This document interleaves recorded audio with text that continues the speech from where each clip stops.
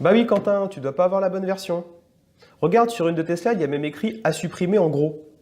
Tu dois avoir la V14.1.2.3, alors qu'avec Michael, on a créé une V14.1.2.3.A hier.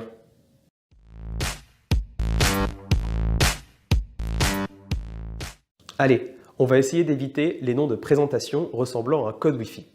Lors de cette deuxième partie de tuto, nous allons voir comment les fonctions de coédition et de conversation partagée de vos équipes Teams peuvent vous aider lors de vos réunions en ligne. En voici un exemple lors d'une réunion de travail. Imaginons que je sois toujours commercial, mais que cette fois-ci, je travaille sur un appel d'offres.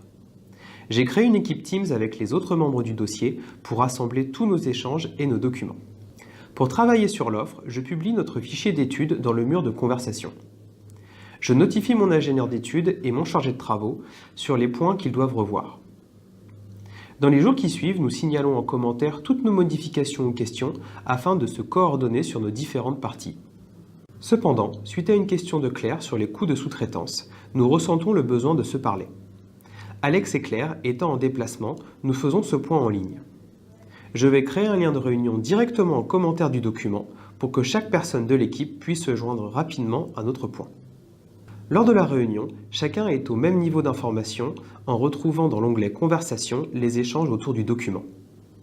Pour ma part, je partage mon écran avec le fichier de l'offre ouvert pour modifier les chiffres en direct.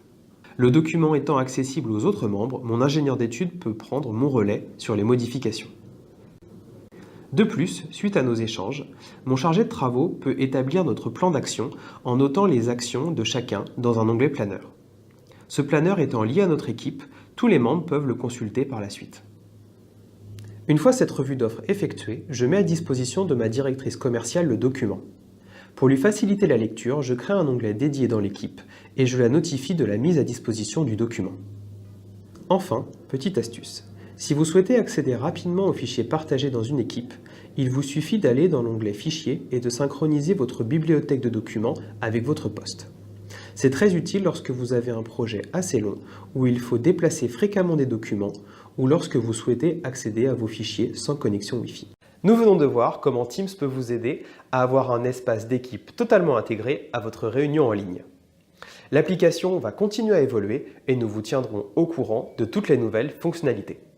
Merci d'avoir suivi ce tuto en 2 parties et je vous dis à très vite pour d'autres tutos de Nico.